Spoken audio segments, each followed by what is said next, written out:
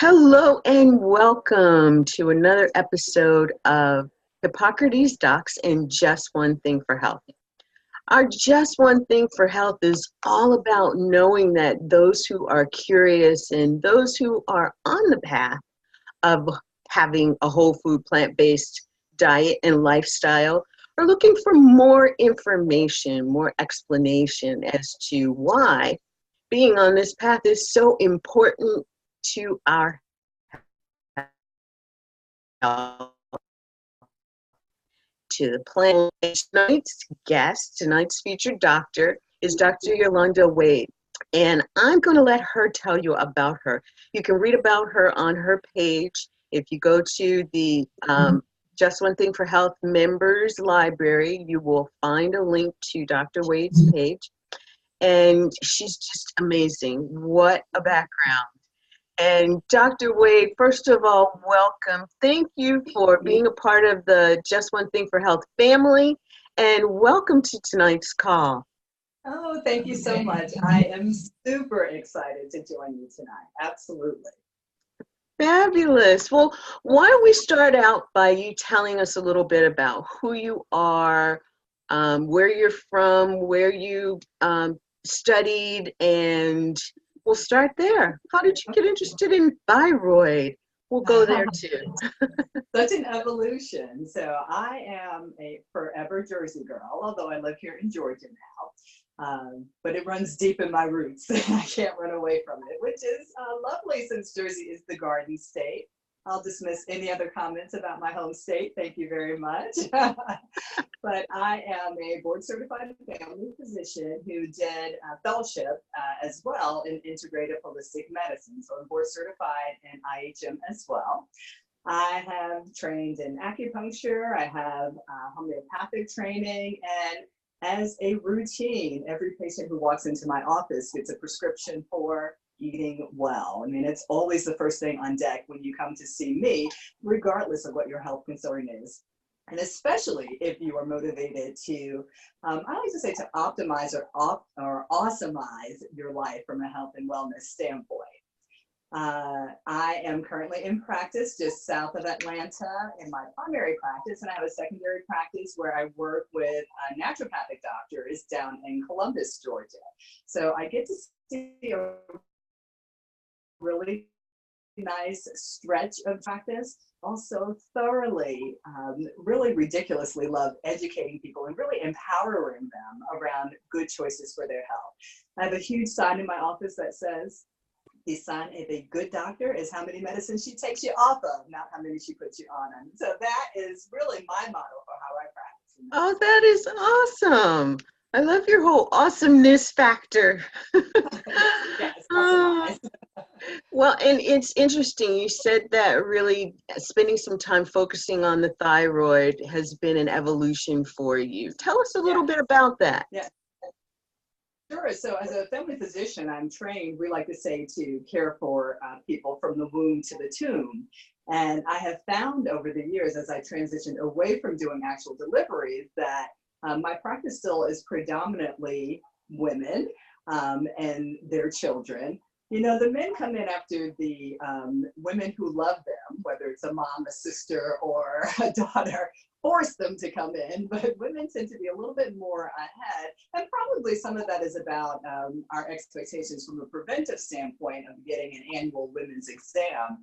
But through that, and perhaps as I have aged in medicine as well, the prevalence of thyroid dysfunction has been really, really so powerfully presented literally on a daily basis in my office. And so I would say 20 years ago, when people walked into the office and statins were just getting really big, I still was talking about diet, but in a very general way to help to reduce their serum cholesterol levels, and then started to really make a better connection between thyroid dysfunction, whether frankly hypothyroid or just a little bit sluggish, and higher cholesterol levels. So that was really an evolution of an aha on the your food as medicine, not just to treat your cholesterol, but more importantly, cholesterol being high because thyroid is abnormal. And I think the other piece is that as my population has aged gracefully with me, some of our expectations of what it means to grow old for both men and women are often actually related to thyroid dysfunction. So my brain is a little bit more fuzzy. I'm a little bit more tired. I don't have the high mood or high energy that I once had. You know what? And this really starts to happen around the middle years, right? I don't digest things as well as I used to digest them, or it's so much harder for me to lose weight and I just don't understand. I haven't changed anything.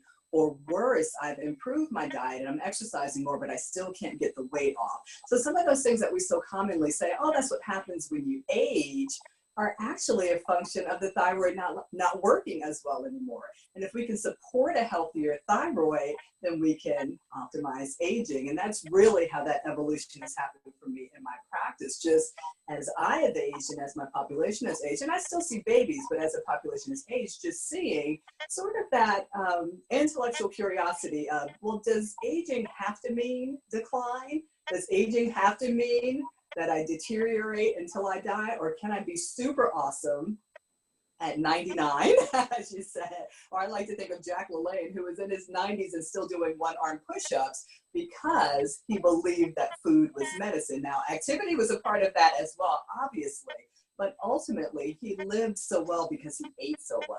And that really has become such a passion for me with my patients. I love that. I really do love that. And you know, since you brought this topic in, I've really gotten a little more curious about it too. And one of the things that I came to understand was where the thyroid is, what it is. So how about taking a moment and really helping those who are going to be watching, who are watching, to understand what the thyroid is, where it is, how it actually is supposed to function? Sure. So let's do like a thyroid 101. So the thyroid, you can really think of it as the master engine for your body. And although it's a super, super delicate piece of tissue, it actually has super powerful impact. So it's shaped like a butterfly and it lies at the base of your neck. You can't see if my neck is there. It is. And it lies at the base of your neck. And you can't really feel it if you're just feeling your neck and you're healthy, but when there's disease or pathology or inflammation, you might feel some enlargement or some firmness there. But otherwise, it really should be quite delicate tissue. Now, the thyroid gland continuously produces thyroid hormone. And that thyroid hormone circulates throughout your body and acts as the engine to either turn on or turn off every major activity that happens in literally every tissue of your body. So in your brain, thyroid helps to turn on focus, cognition, memory. It helps to turn those things on. It helps to have a positive impact in terms of mood when it's well functioning.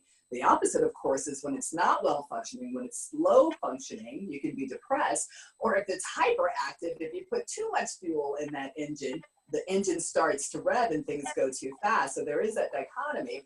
Although the truth is about 4 out of 5 thyroid patients actually have low function, not high function. So I'll mostly focus on lower functioning thyroids in this talk tonight. The thyroid has receptor sites in your gut, and so it helps to turn on, as the engine helps to turn on digestion and elimination in the gut. And when it's low functioning, constipation or bloating may be issues for you, or indigestion, heartburn, things like that, when those thyroid receptor sites are not as awake as they should be. In women who still have periods, the thyroid helps to turn on, regulate from an engine standpoint, how efficient those menstrual periods are. And when it's not well supported, the periods can be quite irregular. Anything from very little bleeding, which happens more commonly with high thyroid function, to heavier periods and bleeding in between your regularly scheduled periods. And because it also has receptor sites in that reproductive tissue, low functioning thyroid and high functioning thyroid can affect fertility. So one of the standards for someone who's struggling to achieve successful pregnancy is to make sure that the thyroid is working really well. The thyroid has receptor sites in your skin, so when it's high functioning, skin might be drier, it might be thinner, more easily bruised. But when it's low functioning, I'm sorry, I got that backwards. When it's high functioning, the skin tends to be oilier. When it's low functioning, it tends to be drier. For thyroid function in terms of hair follicles, when it's low functioning, the hair tends to be more dry and more brittle. It breaks more easily. And that's a frequent thing that patients notice. Hey, wait a minute, my hair is thinning out or it's breaking off and I can't explain. Sometimes it's related to thyroid dysfunction. The nails in low functioning thyroid tend to be thinner, they break more easily, they tend to have more ridges instead of being smooth. So literally every tissue of the body can be affected by thyroid dysfunction. And so treating your engine well, just like any well-run machine, you gotta put good fuel into that engine in order to get a good output from that engine. And when we know that the numbers are so high, at least 1 out of 10 of all adults over the age of 18 have some level of dysfunction. But for women in particular over the age of 40, 1 out of 3 will have some slow thyroid function. That's really a huge, huge bit of our population. And we're obligated to really empower people with information about how to best support their thyroids. Now, that's not to say I don't believe that medication doesn't play a role with severe dysfunction, but I always believe that food is the first medication to treat. I love that food is the first medication to treat these things. Oh my gosh. Well, something that I did come across in my research and curiosity search, you know, there are a lot of people who've been diagnosed with thyroid cancer. Can you give us an idea as to how that, how we might notice that before it gets to the stage of cancer?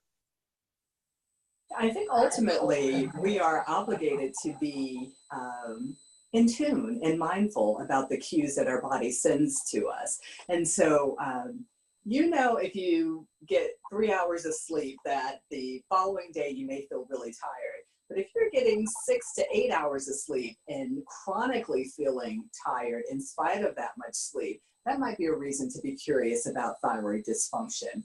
Thyroid cancer specifically, though, while not one of the top 5 cancers, can be insidious because we often dismiss some of the symptoms that the thyroid is not working well. And so it often can be diagnosed later, not sooner, because we kind of dismiss things. Oh, I'm so tired. Oh, I'm starting to gain a little weight. Or the opposite, when the thyroid is hyperfunctioning from the cancer, I'm losing weight rapidly. And sometimes we think, hey, that's pretty cool until it goes too far. So it's the insidious nature of thyroid cancer that makes it more of a problem. Although I must say, overwhelmingly with early detection, it is a curable cancer. So it's not at all something that we have an ominous outlook on as providers. Certainly, just taking the time, being mindful and being in touch with yourself, literally touching yourself, to be aware of how the texture of your neck is, how dense your neck feels, if there's any tender areas on the neck, if you notice any lumpiness or bumpiness. Those are things that you would want to let a provider know about as soon as possible so that an evaluation could occur. Because remember, I said it's like a really delicate butterfly. And so if you feel anything texturally different in the neck, that would be a reason to raise concern for sure. And certainly if from an environmental standpoint, you've had exposure to environmental pollutants, either from living in an area where there's a lot of factories that put out in the water or in the air pollutants, or if you work in a job that has you exposed to potentially harmful chemicals, then you definitely want to keep up on monitoring your thyroid health. That is awesome information. And, you know, to be aware of our bodies and what our bodies are telling us is one thing. And especially if we're noticing something that's out of the ordinary or something that is on the declining side. So what can I loved your super seeds. Tell us a little bit about the benefits of the super seeds so that we can keep our thyroid in check or bring it back into check if it's slightly off one side or the other. Sure, sure. So I'd like to talk about 3 favorite superstar seeds that really are a small impact in terms of the ease of incorporating into your daily lifestyle, but have a huge health impact. I focus on thyroid for the purpose of this talk, but the really cool thing is that these seeds also give you benefits around immune health, your digestive health, cardiovascular health, really help out with your muscle and joint, the fluidity, how well they move, can help with brain health.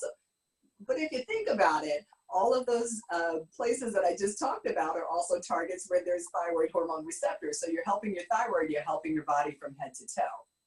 Chia seeds have grown in popularity so much over the last 5 to 10 years that you can find chia getting sneaked into lots of different foods right now to make it more accessible for people. But black chia seeds in particular are a really great source of antioxidants. And if you think about antioxidants in your diet, oxidation is what happens when metal contacts humidity or moisture and it starts to rust. That same kind of a process can happen in your body, that oxidation or rusting of the tissues in your body. And the more colorful foods that you have in your diet, the more you're able to fight oxidation, because those colorful foods are actually antioxidants. So black chia seeds are a high source of antioxidants, but they also provide omega-3 fatty acids from a plant base. Now, a lot of people are really familiar with fish oil as a source of omega-3s and are not necessarily aware that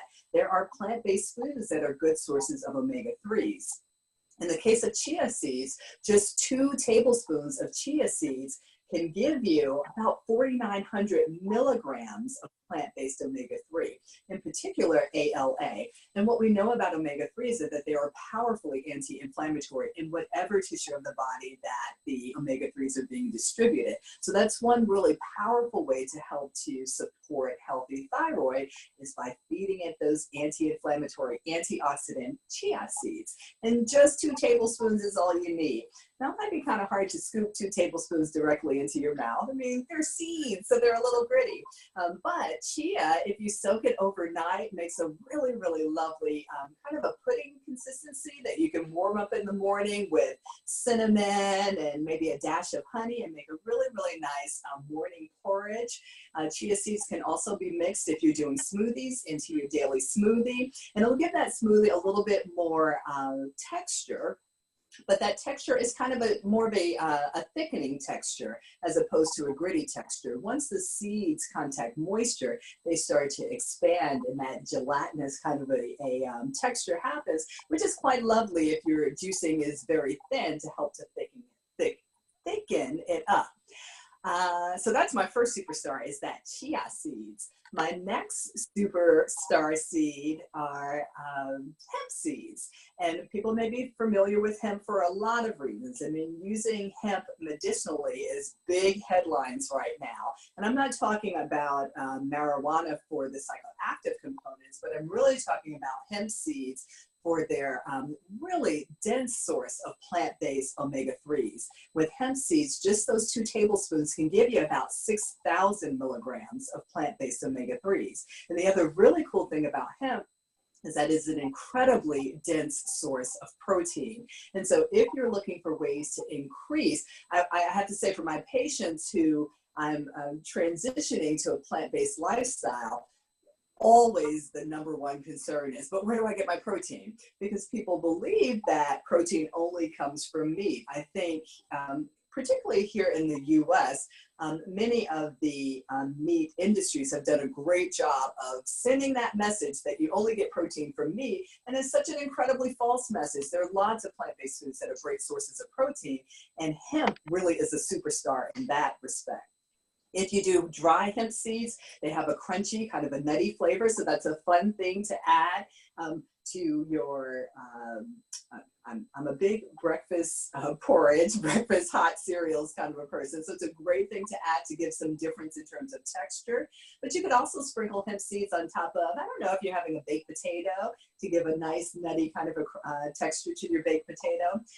Hemp seeds would be a little bit harder to break down in terms of adding to a smoothie. So that's not a great place to put it. But soups are another good place. Sometimes you can get a little bit bored with the, I don't know, fluidity, the liquidiness of soups and want a little bit more texture, a little bit more oomph. So hemp seeds are a great way to do that.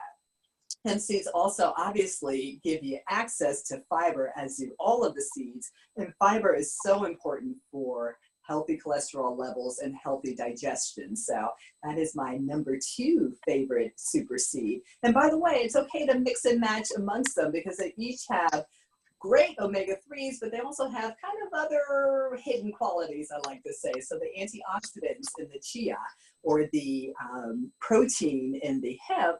And then my last superstar seed is flax seeds. And flax seeds, just 2 tablespoons of flax seeds will give you more than 6,000, about 6,300 milligrams of plant-based omega-3. And the hidden superpower for those flax seeds is that they're a great source of lignans. And lignans are really, really important for hormonal balance. So especially for my female patients who are in the perimenopausal or menopausal years, that is such an important add-on to your daily routine to help to maintain just kind of an easing of the hormonal ebbs and flows that can happen perimenopausally because of the lignans in there. Now, the important thing to know about flax seeds is that they do need to be ground in order for you to get access to the lignans. If it's a whole flax seed, you'll get great fiber, but you're not really unlocking the huge nutritional benefit of those lignans when they're whole. So it's going to help out with digestion, but not really absorbing omega-3s or lignans when it's whole. Flax seeds come in a lot of really cool varieties, from a really deep, rich, dark brown to very fair, light brown. Remember, in general, in plant-based eating, that the more colorful, and let me qualify, naturally colorful the food is, the greater the antioxidant power in there. And I do qualify. I have a colleague who will be nameless who eats Skittles and looks at me strangely as I'm drinking my greens drink every day. And I think, there is nothing natural, nothing living was harmed in the preparation of those Skittles. And yet, the wild neon color of the Skittles is okay to her, but not my greens powder. So the more richly colored a plant-based food is, the greater the antioxidant potential. So those are the seeds, and you really can put them anywhere. So with flax seeds, I know plenty of people for ground flax seeds who will just take 2 tablespoons directly. If you let it sit in your mouth long enough, it does get very much like a jelly. Although it starts off like a powder, it gets more like a jelly consistency. If you're like me, I don't really dig jelly consistency. So mixing flax seeds into my green smoothie every morning, or sprinkling it literally on top of anything. Flax seeds have a very, very mild flavor. So I said the hemp seeds are kind of nutty. Flax seeds really don't have much flavor, so they can add huge nutritional benefit without really changing your taste buds. And I think people get a little nervous about, oh, what's it going to taste like? You actually don't really taste anything. So you could sprinkle it on your sandwich. You could sprinkle it on top of your salad. You can put it into something sweet, something savory. It really doesn't make a difference. I will say, if you choose to add it to a liquid, if you don't drink that liquid within the first 15 to 30 minutes, you're going to have just a big old glob of gelatin there. And if that's your thing, eat that. But otherwise, you want to swig it down pretty quickly. All of the seeds, once you open whatever container your seeds are in, should be refrigerated, because the omega-3 fatty acids that are in these seeds are actually quite vulnerable to humidity and to heat. And so storing it on your countertop or storing it in your pantry is not the great way to help to maintain those nutritional benefits. So fold it over, put a clip on it, and put it in your fridge in order to help to maintain the stability of the omega-3s. Okay, good to know. That was actually one of my questions. Was once you open a package, how do you store it? And then the other was, as you're soaking the seeds, you said soak it overnight. Yeah. How do you store it then? Do you refrigerate In the that? fridge. In the fridge, yes. And you're not Okay. really losing antioxidant power or omega-3 power overnight if you left it sitting on the counter. I just think, I don't know, maybe it's intuitively sitting it on the counter may not be the best thing. So there's no hard fast rule. It's just what I'm feeling right there. Put it in the fridge. And I like to bring everything together. So, you know, I personally like coconut milk with my porridge in the morning, and that's cold, and I mix my two colds together and then warm them up. So I don't have a scientific reason for putting the soaps in the fridge. Just the hypothetical of potential microbial growth overnight. So refrigerated to prevent that. Got it. I love it. Well, we have had another question come in, and Great. this one's from Peter. Peter says, my bad cholesterol was off the charts before I changed my diet to plant-based. Now it's normal without any meds. Now my good cholesterol is too low. Would 2 tablespoons of flaxseed turn it around so that my good cholesterol is back and I could have it with my steel oats? Do you have anything to add to that? Yes, that's actually an amazing connection that you've made there. So the higher the plant-based fiber in your diet, the more support that you have for your good cholesterol.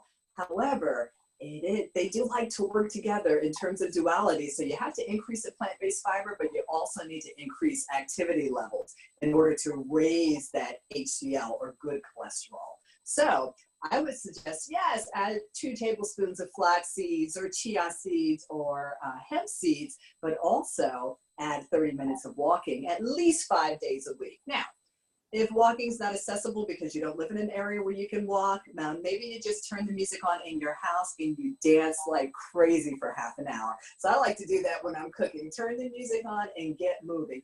Anything that makes your heart beat just a little bit faster, that gets you just a little bit breathless, is also going to help to raise your good cholesterol.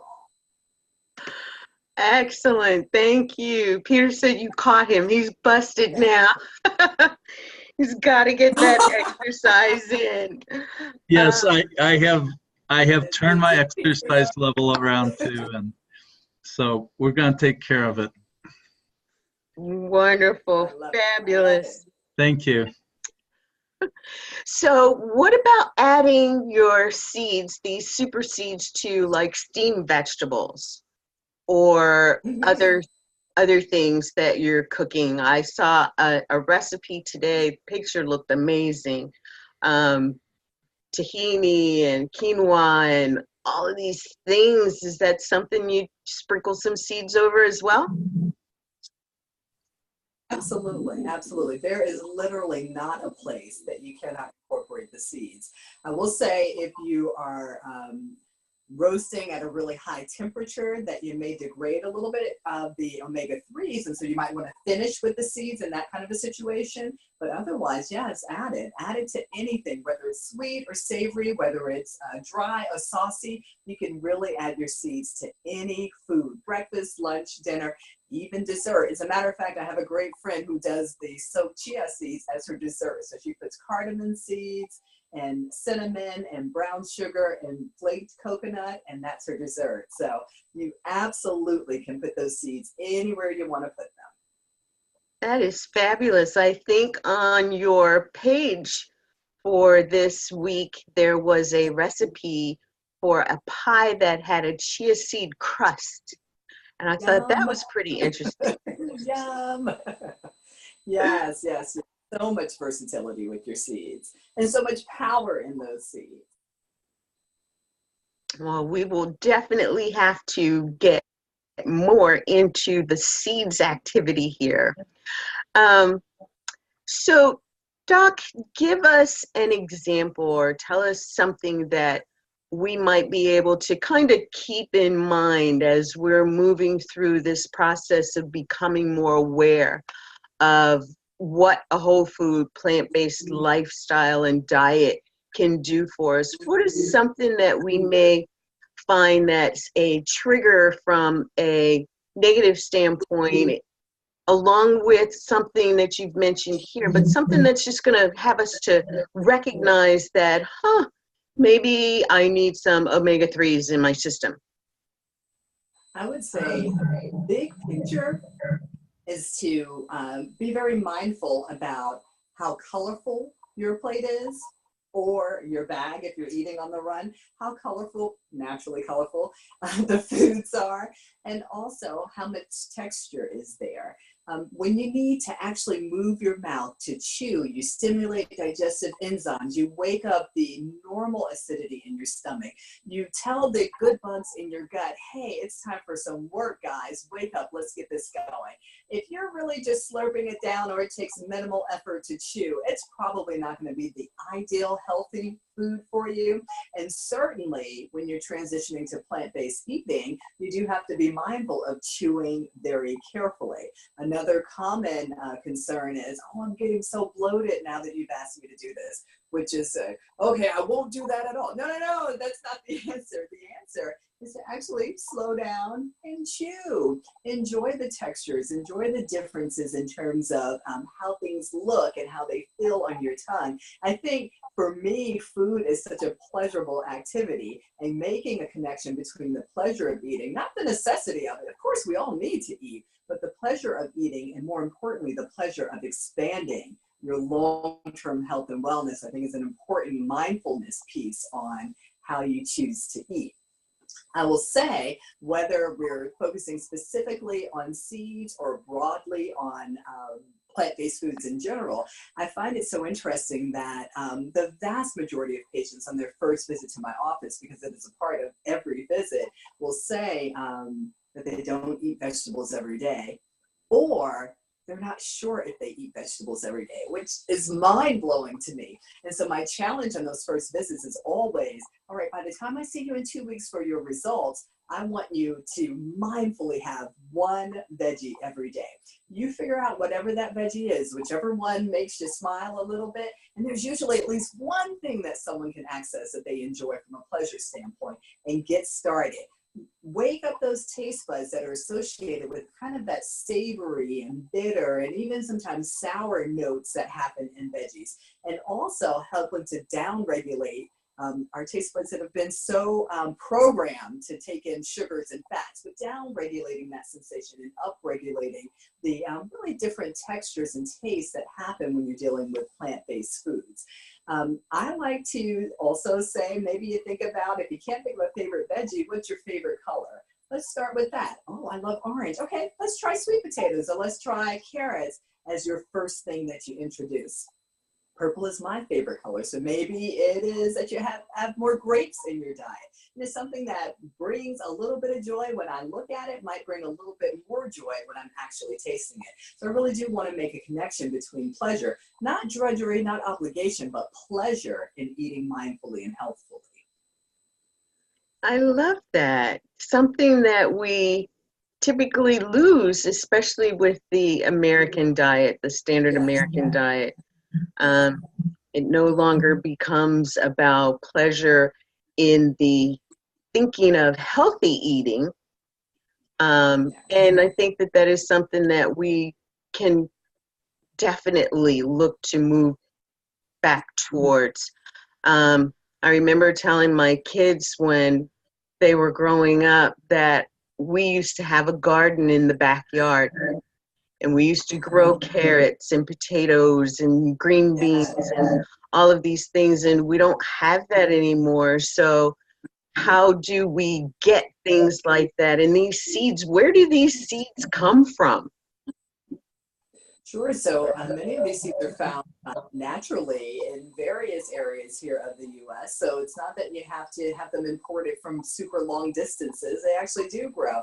And, you know, some have been used commercially to help with augmenting feed in general. But more specifically now, as we have probably over the last 10 years, from a dietary standpoint, you know, it's baby steps here in the standard American diet, but from a dietary standpoint, transition away from simple grains, really highly processed and refined grains, and people making more mindful choices of, I want a multigrain cereal or I want a multigrain bread. The production on those seeds has increased, although I will say for those 3 super seeds at this point, genetically modified seeds are not a big deal. And I guess we'll need to be mindful that that may happen as the demand continues to increase, but they tend to grow quickly. They tend to be easily harvested. So it's not an issue for you right now.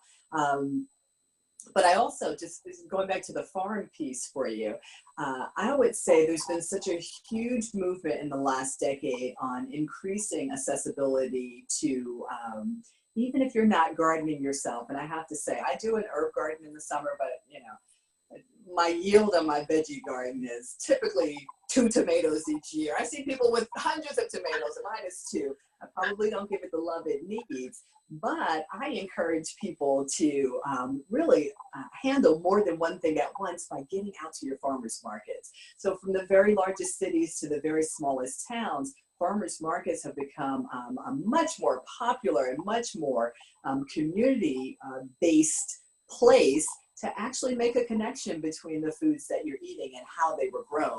You get to know that same farmer whose kale you especially like. You know, the soil is just a little bit different from them. Their kale is a little bit crisper or sweeter, but you also walk when you're at a farmer's market. So you're knocking out that movement piece that's so important too.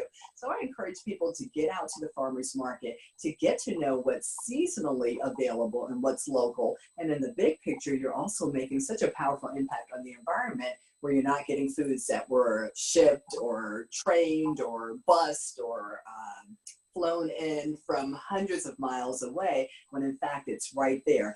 And there's nothing like waking up and appreciating the profound difference between veggies that were pulled out of the soil that week and veggies that were pulled out of the soil a month ago. Such a difference in terms of the vitality of the taste there. So go to your farmers markets, and they'll have some seeds there too. That is awesome. Thank you for that. Yeah. So, Dr. Wade, share with us a success story. One of your patients has come in and they had this major thyroid issue, and they got into the whole food plant-based regimen that you helped them with. And just give us an example of a success story that you had. Well, I would say the more common story is the person who's being a little bit more mindful and in touch with the cues that their body is giving them, and has come in earlier. Because the person whose thyroid has been struggling for several years is going to need a combination of a number of different interventions in order to be helpful. But that person who's at the start of that saga of things just aren't quite the way they used to be, how can I change that? Number one. And number two, who is doing a lot of things that sabotage not just thyroid health, but overall good health. So sodas in the diet, heavily inflammatory foods, mostly meat-based foods in the diet, lots of inactivity in terms of what they're doing on a daily basis. So it's that person who's really going to notice the biggest impact on healthier eating, thyroid healthy eating, when they start incorporating more omega-3s into their diet. And more, by the way, the thyroid itself needs magnesium, and most of the commercially grown fruits and veggies is grown in soil that gets turned over too quickly in order to make lots and lots of fruits and veggies to be at a grocery store. And that soil therefore becomes more depleted in magnesium, and the foods that come out of that soil are magnesium depleted. But your thyroid actually needs magnesium in order to activate thyroid hormone. And so adding seeds and nuts in the farmer's market or the locally grown, a lot of grocery stores will have specific signage that says this is locally grown. Adding more of those plants and fruits to your diet, those plants, fruits, nuts, and seeds, helps to increase magnesium and support healthy thyroid. And I think when people start to transition in their mind from grabbing the quick meal, whether it's a pre-processed, pre-packaged meal at the store, or they're going to a fast food store where intuitively they know it's not healthy food, but transitioning from actually being mindful and preparing your own foods from fresh has the greatest impact in terms of success stories around eating for good thyroid. And remember, when you're eating for good thyroid, you're actually eating for a good body, literally head to toe changes. And so I've had a lot of people who come back in that, even in just 2 weeks, and say, oh my goodness, like I have so much more energy now. I'm sleeping much more restfully. I didn't know that it's not normal to poop once or twice a week. And now I go regularly. How amazing is that? You know, just the mechanics of poop helps to remove toxins from the body. The longer it sits, the longer you're exposing yourself to those toxins. So making that shift, you're pooping regularly now, helps with detoxifying the stuff that your body didn't want in the first place. So I would say that, you know, kind of in the conglomerate, those are the success stories. Those people who make the connection between, hey, I really can eat myself into a healthier thyroid, which again means a healthier body. And that's the fun part of what we do here. Fabulous. That is so awesome. So let me just ask if there is anyone watching now who has another question. Well, let's see. Something has come in. Would the thyroid, you know, there are some people that are on medications, and not necessarily because of thyroid, antibiotics or something like that. If there was a thyroid dysfunction, would there be any increased sensitivity to that kind of medication? Oh, so that's a really good question. So I think, you know, I'm going to expand that lens just a bit there. Antibiotics do a great job of killing problem bugs, but they also kill off your beneficial bacteria. And in fact, at least 75%, and in some studies, up to 90% of low thyroid function over the age of 40 is actually related to an autoimmune or self-attacking process, which is often triggered by an acute infection that may have been treated with antibiotics. So you wipe out all of your good protective bacteria. And P.S., 90% of the immune system lines the gut. You knock out all those good bugs in the gut. And yes, you killed the infection in the sinuses or the skin infection or the UTI, whatever it is that you were trying to treat. Yes, I'm not anti-antibiotic, but I am pro supporting those beneficial bacteria that get harmed as well, so that ultimately the immune system doesn't start to attack your own tissues. And one of the most vulnerable tissues for that self-attack in that kind of a scenario is your thyroid gland. So yes, take your antibiotics when appropriate, not for a cold. As miserable as you may feel, we have a saying, antibiotics may make the cold go away in 7 days, but if you don't take them, it'll go away in a week. It's really true. They don't make a difference because most colds are caused by viruses. But if you have a bacterial infection that needs an antibiotic, by all means, follow the instructions for treating that, but also support your beneficial bacteria by doing fermented foods and probiotics for at least 4 weeks during and after the antibiotics so that you don't wipe out your good bugs. And what about the person who has taken antibiotics? They know that they've wiped out all of the bacteria, good, bad, and indifferent. Yes. What's one of the best ways for them to recover, to have good bacteria regrowing? So the way that you can quantify replacing your healthy bacteria is by taking a probiotic supplement. So probiotics generally come in chewables or capsules or tablets. There are even some probiotic liquids. I would generally suggest, now you should consult with your own provider, but I would generally suggest in a situation of antibiotic exposure that you're getting at least 20 billion, that's a B, colony forming units or CFUs of beneficial bacteria in your probiotic.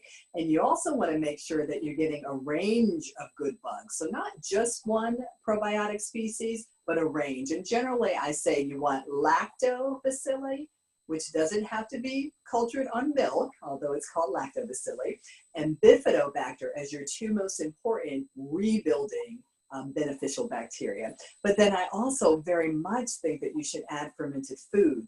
So whether it's homemade sauerkraut or kimchi homemade pickles. You can kefir water or kefir juices. Those things provide not only the nutrients of the food themselves, but a really great accessible source of beneficial bacteria as well.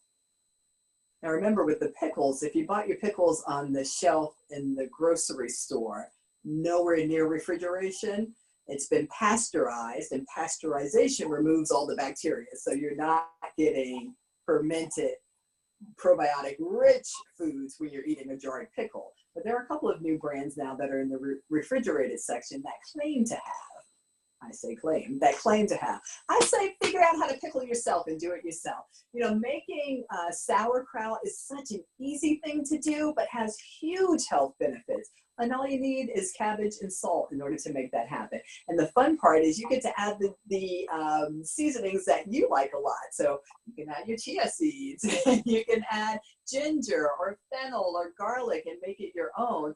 And same thing. So just 1 to 2 tablespoons of a fermented food every day helps to keep your healthy bacteria both nourished, but also strong and ready to fight off infections. It's so great to know. Thank you so much. So I don't have additional questions, and I don't see anything coming in from our audience. And I would just like to ask if there was one thing that you would like for our audience to know, what might that be? So food is always your first medicine. And it doesn't mean that you have to be anti-medications, but I need for you all to be pro-health and pro-wellness. And I also, so Robert Frost in that poem says, do not go gently into that night. I think we all deserve to live full, awesome, long lives as an expectation, and not just waiting on the shoe to drop on high blood pressure and diabetes and high cholesterol and thyroid dysfunction. I think we all need to daily actively engage. Every act of food that crosses your mouth should be pleasurable and should also ultimately be promoting your good health and longevity. So food is your first medicine is my take home. Thank you. What a great takeaway. Absolutely amazing. Thank you, Dr. Wade. I'm just so enjoying the information that you've shared. I really would love it if you could come back and do another challenge with us. That would be awesome. So we'll have to talk about that. Awesome. Thank you so much. That would be my pleasure. I'm so honored. And as I said, I'm just super passionate about empowering people. So it's been my pleasure to be here. Thank you. Thank you. Oh, look, here's a question that came in. Oh, this is good. Where do you believe the line is between prevention and reversing a disease? It's funny that this question comes up because I was just in a conversation similar to probably what you're going to answer not long ago. But where's the line? Where do you believe the line is drawn between prevention and reversing a disease? I believe that every day we have an obligation to ourselves to be working from a preventive health standpoint. And I also believe that there's no such thing as no hope for reversal. So I'm not sure that there is a firm line. I have seen amazing cases of pretty advanced, what we would consider to be chronic, and even in some cases terminal illnesses, be dramatically turned around by being mindful about food being your first medicine. So again, not anti-medication, but food should always be your first medicine. So I don't believe that there's a hard line there. I believe that no matter what the situation is, there is always an opportunity to eat your way to better health. I love that. Wonderful answer. Thank you so much. Thank you so much, Dr. Wade, for being here with us tonight. Thank you so much. It was a lot of fun. Thank you. Great, great.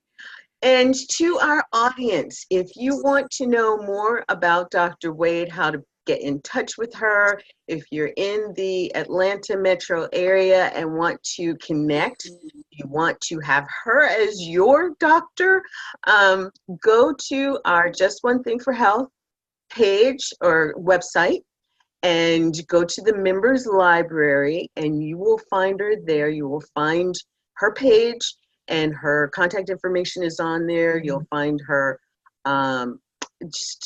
and we're going to do more of this. So watch your social media as well. If you haven't already liked our Facebook page, like our Facebook page. And make sure that you get your complimentary subscription upgrade.